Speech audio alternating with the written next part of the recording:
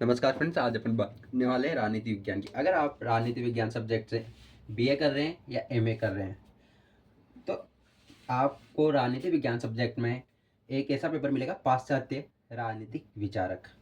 ये एक ऐसा पेपर है जो आप BA fourth semester, third semester, first में और सेकंड सेमेस्टर में अलग अलग यूनिवर्सिटी में अलग अलग सेमेस्टर में ये पेपर हो सकता है आपके। और इसे एमए में आपके अलग अलग सेमेस्टर में कोई से में से भी एक पेपर ये हो सकता है, पाश्चात्य राजनीतिक विचारक।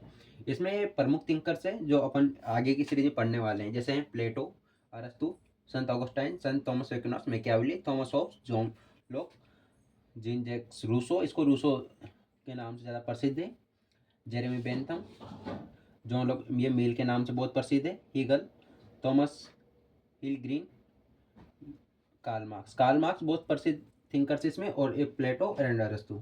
प्लेटो के गुरु ऐसे तो सुकरात थे, और सुकरात का शिष्य प्लेटो और प्लेटो का शिष्य अरस्तु था। इस प्रकार से तीनों गुरु शिष्य थे। तो आगे जो सीरीज है आज अपन पढ़ने वाले हैं प्लेटो की अच्छी से जानकारी प्राप्त करेंगे। अगर आप बीए कर रहे हैं और एमए कर रहे हैं तो आप मेरे चैनल को सब्सक्राइब कीजिए और वीडियो को लाइक एंड जरूर शेयर कीजिएगा, क्योंकि ये पूरी सीरीज कंप्लीट कराने वाला हूँ मैं इस चैनल पे। तो चलते हैं, आगे बढ़ते हैं। तो हम जानेंगे प्लेटो के जीवन परिचय के बारे में।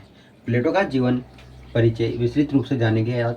प्लेटो पाश्चात्य जगत का ये एक कोट है प्लेटो का, तो इसे आप याद कर सकते हैं। आप कोई से भी एग्जाम में इस कोट को लिख सकते हैं, और ये इम्पोर्टेंट जानकारी भी। प्लेटो पाश्चात्य जगत का प्रथम राजनीतिक दार्शनिक है। पहले तो इम्पोर्टेंट है, कोट नहीं है, ये इम्पोर्टेंट लाइन्स है।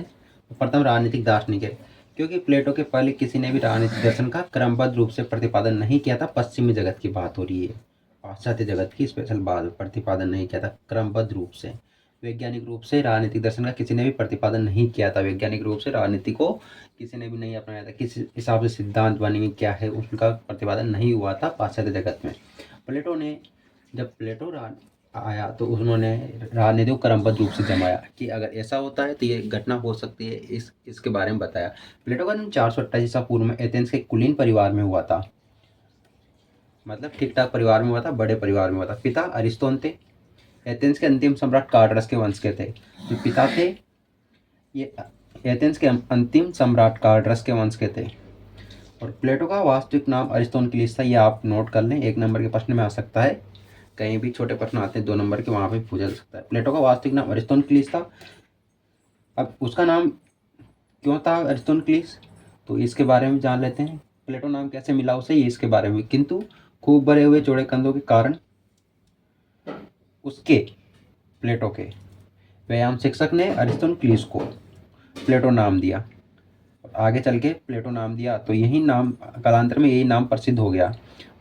तो आज जो हम अरिस्तोन क्लीस को तो बहुत कम जानते हैं, क्योंकि प्लेटो को जानते हैं, क्योंकि प्लेटो ये नाम प्रसिद्ध है। तो ये नाम प्लेटो किसने दिया था, उसके व्यायाम शिक्षक ने नाम दिया, और आगे चलकर यही नाम प्रसिद्ध हो गया। इसका वास्तविक नाम क्या, प्लेटो का अरिस्तोन क्लीस नाम है। पाश्चात्य जगत का प्रथम राजनीतिक दार्शनिक है। ये सब बातें जरूरी। अब इनकी शिक्षा के बारे में आगे जानेंगे अपन प्लेटो की शिक्षा के बारे में। प्लेटो की शिक्षा कैसे हुई, क्या है। उसकी प्रारंभिक शिक्षा एथेंस में हुई थी। यह बात आप नोट कर लें, वहाँ स्थान पे एथेंस में ही हुई थी।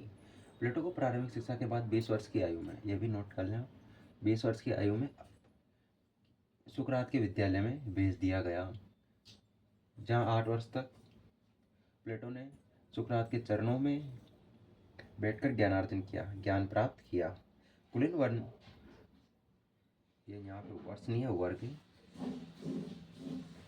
कुलीन वर्ग में जन्म के कारण उसकी प्रारंभिक इच्छा एथेंस में राजनीतिक जीवन अपनाने की थी। ऐसा माना जाता है कि वो कुलीन बड़े परिवार में उसका जन्म हुआ था, एक राजनीतिक परिवार में उसका जन्म हुआ था। इसके कारण उसकी प्रारंभिक इच्छा राजनीतिक जीवन अपनाने की थी। लेकिन उसने राजनीतिक जीवन क्यों नहीं अपनाया, इसके बारे में बात करते हैं। 399 ईसा पूर्व में, इंपॉर्टेंट है, आप नोट कर लें, 1 नंबर के प्रश्न में पूछा जा सकता है। 399 ईसा पूर्व में सुकरात को मृत्युदंड मिला। किसको मृत्युदंड मिला, सुकरात को मृत्युदंड मिला, और इस घटना ने प्लेटो की सारी योजनाएं परिवर्तित कर दी, और उसने एक दार्शनिक जीवन को अपनाया। दंड मिलने के कारण उसने अपनी सारी योजनाएं परिवर्तित कर दी और एक दार्शनिक जीवन को अपना लिया। दार्शनिक जीवन को क्यों अपनाया? क्योंकि उसको ऐसा अच्छा नहीं लगा, या उसे बहुत बुरा लगा कि उसके प्रिय गुरु सुकरात को मृत्युदंड मिला। इसके लिए उसने क्या किया? राजनीतिक जीवन को छोड़ के एक दार्शनिक जीवन को अपना लिया। की मृत्यु के बाद प्लेटो के जीवन में मोड़ 399 ईसा पूर्व में आया, जब उसकी आयु 28 वर्ष थी। मोड़ कब आया? 399 ईसा पूर्व में। कब आया? उसकी सुकरात की मृत्यु के समय, जब उसकी आयु कितनी थी? 28 वर्ष। मैक्सी लिखते हैं इसी घटना के बारे में। मैक्सी ने लिखा है, प्लेटो में सुकरात पुनः जीवित हो गया। मैक्सी ने लिखा है, प्लेटो में सुकरात पुनः जीवित हो गया। इंपॉर्टेंट लाइन है। अब सुकरात की मृत्यु के बाद प्लेटो अधिक दिनों तक एथेंस में नहीं रह सका और उस सर्वोत्तम शासन प्रणाली की खोज में अगले 12 वर्षों तक यूनान, इटली, मिस्र आदि नगरों का भ्रमण करता रहा। ऐसा समझा जाता है कि इन दिनों उसने गंगा के तट पर भारत की यात्रा भी की थी और इसी समय वह सिसिली भी गया और सिसिली के सिराकुज राज्य में उसकी भेंट दियोन नामक एक अत्यंत सुसंस्कृत व्यक्ति से हुई और एक युग बीत जाने के बाद वह पितृभूमि एथेंस लौट गया। इस बात को आप हमेशा याद रखिए कि सिसिली के सिराकुज राज्य में उसकी भेंट दियोन नामक एक व्यक्ति से हुई थी। आगे इसको पढ़ेंगे, इसकी एक बहुत लंबी कहानी है दियोन की और सिराकुज राज्य और सिसिली की।